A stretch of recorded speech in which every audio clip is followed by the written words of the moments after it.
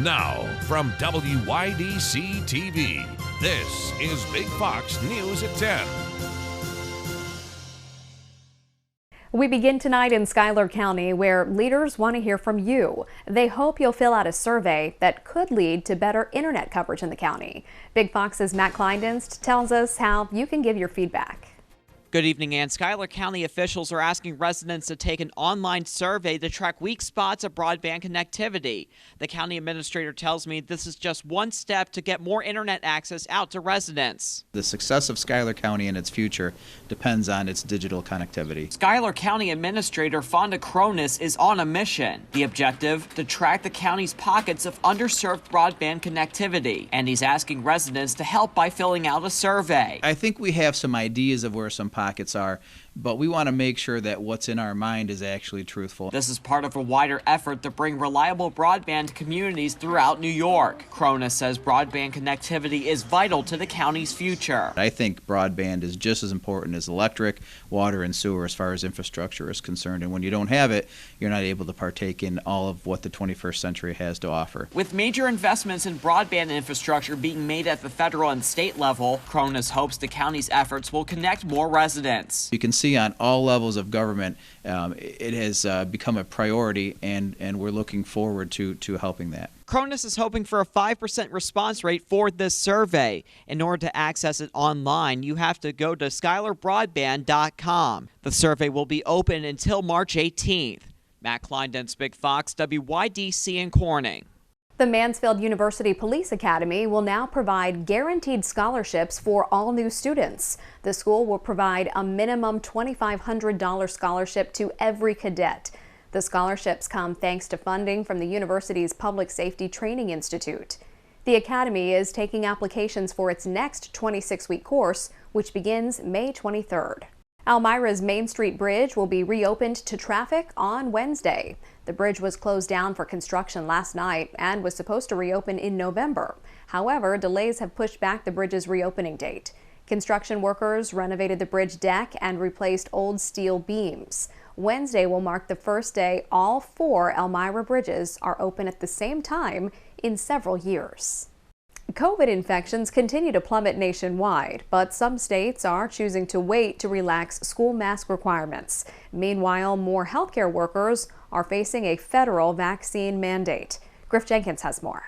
More states are lifting mask mandates as the Omicron surge eases, but not all schools are covered under the new guidelines. In California, health officials will wait until later this month to reconsider school mask requirements, saying the decision will be based on multiple indicators. Things like cases, things like hospitalizations, vaccination rates. Vaccines save lives, but their impact takes weeks to make a difference. Parents hoping to have their younger children vaccinated will have to wait several months. Today, FDA advisors were scheduled to meet to discuss Pfizer's 2-dose vaccine in children under 5 years old. The agency postponed the meeting and plans to wait for data from a 3-dose vaccine trial. Pfizer has said it might take them until early April to have the data that FDA is looking for. So really, we're going from weeks to months in terms of the timeline. Meanwhile, healthcare workers in more states faced a deadline Monday to receive their first COVID vaccine dose or get an exemption. The federal mandate covers a large group of doctors, nurses, hospital volunteers, and nursing homes. But with hospitals still facing staffing shortages from the Omicron surge, some medical experts fear facilities could be stretched thin. I also wonder if this mandate will keep other potential employees from joining the organization as we move forward. The federal mandate took effect last month in states that did not challenge the requirement in court. In Washington, Griff Jenkins, Fox News. Canadian Prime Minister Justin Trudeau invoking unprecedented powers to try to put an end to the Freedom Convoy protest in the Canadian capital. Alexis McAdams has more from Ottawa, Canada. The Canadian government trying new tactics to end the Freedom Convoy protest over COVID mandates. The goal, get these truckers out as soon as possible. The government has tried to use a state of emergency, threats and fines. Now, Prime Minister Justin Trudeau has invoked the Emergencies Act for the first time in history. The blockades are harming our economy and endangering public safety. Critical supply chains have been disrupted, This is hurting workers who rely on these jobs to feed their families. The new powers give federal police more authority to disperse the protesters, allowing the government to prohibit unlawful public assembly. And most importantly, authorize banks to freeze and suspend any bank account suspected of supporting the blockades. It's a provision usually used to target terrorism and money laundering. But these trucks lined up in front of Parliament aren't moving. More truckers driving into the area overnight, leaving the neighborhoods. With the protesters saying Trudeau's announcement has only made them more determined. I listened to Trudeau lie. He lied, and it upset me so much that I quit my job and I came back, and I'm not leaving until we win. Meanwhile, Canadian officials meeting again today, and they say they're willing to do whatever it takes to show the world that Canada is open for business. My message to anyone, the protesters, occupiers, this has to come to an end. And it has to come to an end real quick. And if it doesn't come to an end, you're going to have serious consequences. Under Canadian law, the Emergency Powers Act will be in effect for the next 30 days. In Ottawa, Canada, Alexis McAdams, Fox News. Russia denies it was ever planning to invade Ukraine, despite amassing more than 100,000 troops near the border. Diplomatic efforts continue despite intelligence reports that say Russia could be on the cusp of military action. Lauren Blanchard has more from Washington. Ukraine is preparing for a day of unity on Wednesday. This same day, intelligence suggests Russia could invade. However, after a Tuesday meeting with the German Chancellor, Russian President Vladimir Putin says he's ready for talks. Russia wants guarantees Ukraine cannot join NATO, plus a rollback of forces from Eastern Europe. Do we want it? War or not? Of course not.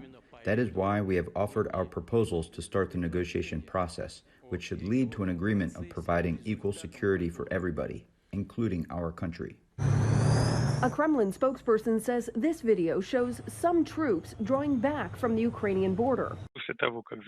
We've always said the troops will return to their bases after the exercises are over. The White House says a drawback isn't what they've seen. Now 130,000 Russian troops and heavy machinery stand ready along three sides of Ukraine. Ukrainian and NATO leaders say they'll believe Russian de-escalation when they see it. So far, we have not seen any de-escalation on the ground. Critics of the administration say they're playing into Putin's hands. I believe Putin is hoping that at the end of the day, he can get what he's wanted, which would be an economic collapse, a political collapse in Kyiv, and a window to put his own person in. The administration says they stand ready to help Ukraine and NATO allies and impose sanctions if Russia does invade. In Washington, Lauren Blanchard, Fox News. Still ahead tonight, many people go online to watch a tutorial, post a status update, or pay a bill. But at the same time, it's out of reach for tens of millions of Americans. In the 21st century, high-speed internet is a necessity. More on the federal program looking to help bring quality, high-speed internet to everyone.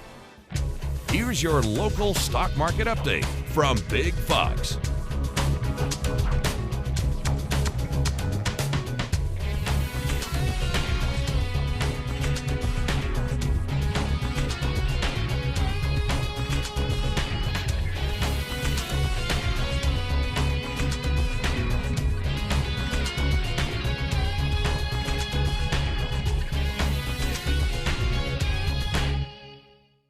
Now, your Twin Tiers forecast from Big Fox.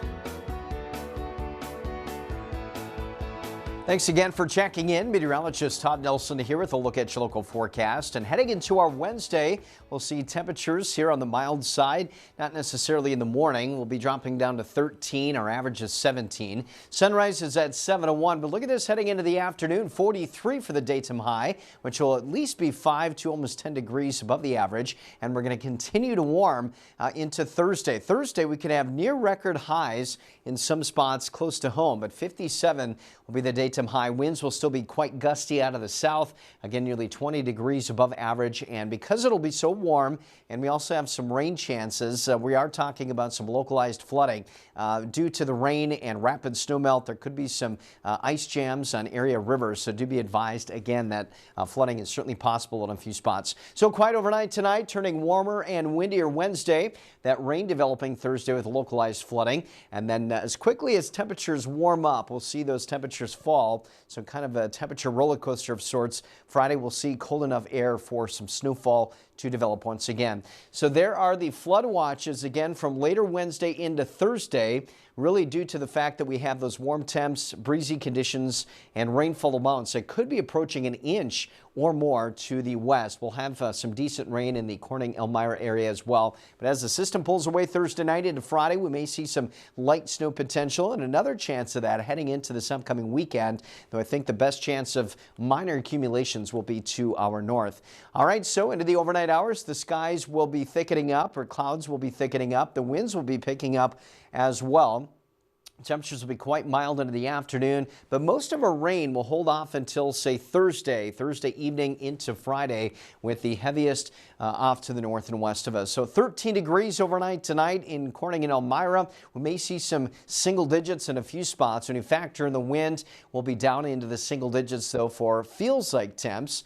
Bath will be at 4, Wayland at 2, and again, maybe some lower teens as we head just a bit farther south. All right, winds will be the big story heading into Wednesday along with those mild temps, but some 30-plus mile-per-hour wind gusts can't be ruled out. Temperatures starting off into the teens, but quickly warming into the 20s and 30s through the morning, and then topping out into the mid-40s as we head into the afternoon. So 43, again, above average by 5 to 10 degrees with some sunshine. The clouds will be thickening up, and region-wide, again, above average here by quite a margin. Mansfield will be at 40 degrees, Watkins Glen at 43, Ithaca 43, and Binghamton at 42.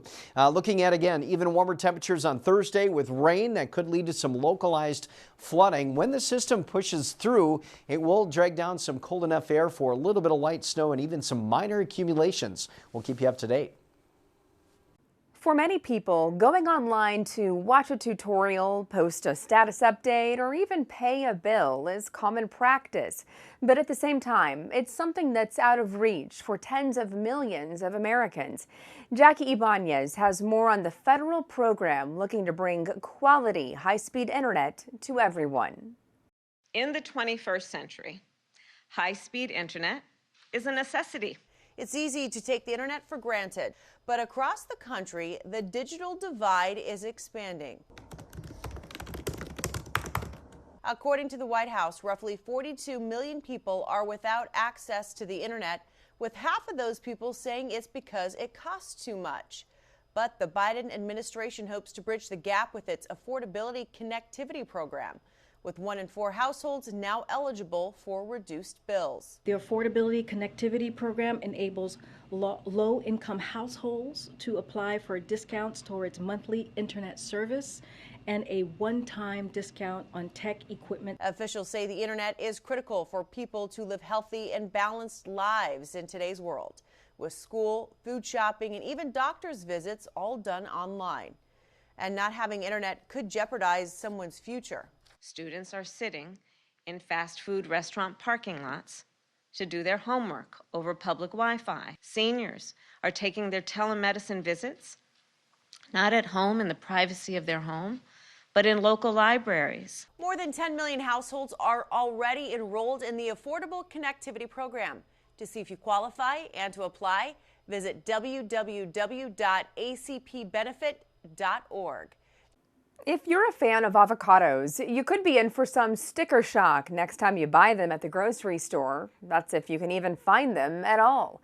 Jonathan Hunt explains why. You may soon have a tougher time finding avocados in your local supermarket. The U.S. has temporarily suspended all shipments from Mexico. after a U.S. plant safety inspector working in the country received a threatening message on his official cell phone. Mexico is the world's largest producer of avocados, and about 80% of that supply goes to the United States. In the last 6 weeks alone, Mexican producers have sent more than 135,000 tons of avocados across the border. The news comes after the Mexican Avocado Growers and Packers Association bought another ad in this year's Super Bowl, reflecting just how popular and lucrative the fruit has become. Avocados from Mexico. Unfortunately, that's also made growers a common target for extortion by the cartels. Mexico's president says the ban is fueled by political interests from other countries who want to force Mexico out of the market.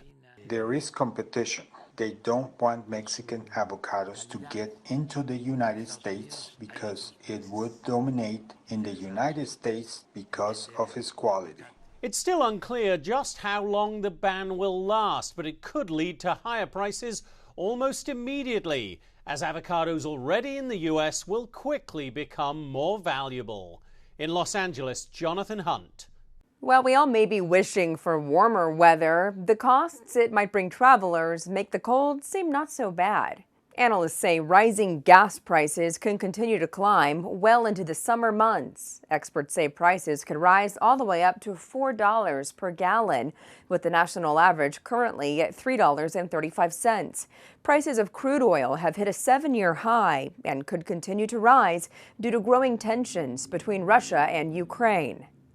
Poaching continues to threaten vulnerable elephant populations, but as Kevin Cork tells us, DNA testing on tusks could hold the secrets to saving these creatures.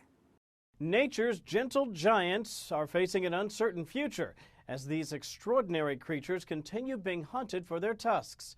But now, DNA testing could help keep elephants from going extinct.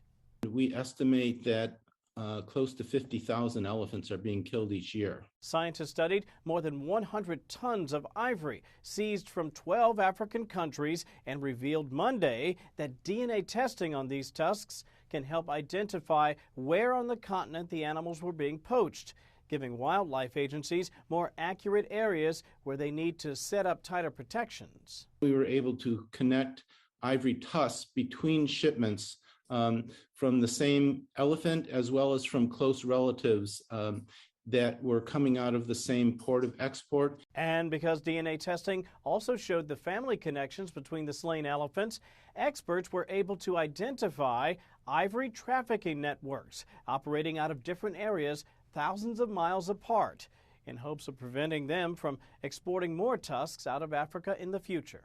If they've been operating for years and this whole network of poaching and poachers and middlemen below them are all feeding their tusks up to the same guy, if you take him out, then there's nobody to buy the tusks from the poachers. The research also highlights how there are likely fewer ivory trafficking groups than originally estimated. Still, the Worldwide Fund for Nature estimates elephants will in fact go extinct by 2040 if poaching continues at current rates. I'm Kevin Cork. Uber's CEO says he will absolutely accept Bitcoin as payment in the future. The company's chief executive officer says they're having conversations very often on whether it is the right time to start accepting the cryptocurrency as a form of payment. The environmental impact of cryptocurrency mining and the extensive energy this will consume are among the obstacles stopping the company to start accepting Bitcoin at this moment. Pickleball is one of America's fastest growing sports. The game mixes parts of tennis, badminton, and ping pong. Jake Karalexis has more on how the game is growing and what it means for its future. The sport itself has really been booming for years, but the pandemic has given pickleball new opportunities in business. That's opened new doors for players and coaches. Let's just let that bounce. What started as a hobby turned into a career. It's taken over my life. Today, Devin Schmidt is a property manager in real estate. 2 weeks from now, he'll be a full-time pickleball coach. I can basically teach the people I want to all day, and people love it. Nice, perfect. Devin started coaching 3.5 years ago. So why is now the right time for the change? The growth has been crazy, the demand. The business side of pickleball is booming. Last year's national championship streamed on big networks. People didn't have to dig online to watch the biggest tournament. It does give us exposure to people who are not necessarily already pickleball players or pickleball fans. There's a lot more money in the sport. USA Pickleball has partnered with big companies in the last year. A lot of our deals are now multi-year deals, and they include television exposure at the tournaments. The prize money keeps increasing, from $10,000 in 2013 to $90,000 last year. Players are getting sponsored by bigger companies. Devin wants to coach professionals after his move. He says those sponsorships should only get better. It's just a matter of time until big names such as Adidas and Nike and places like that are going to see real sponsorship opportunities. There's more than $2 million in prize money this year on the biggest pickleball tour. That's almost 3 times as much as last year.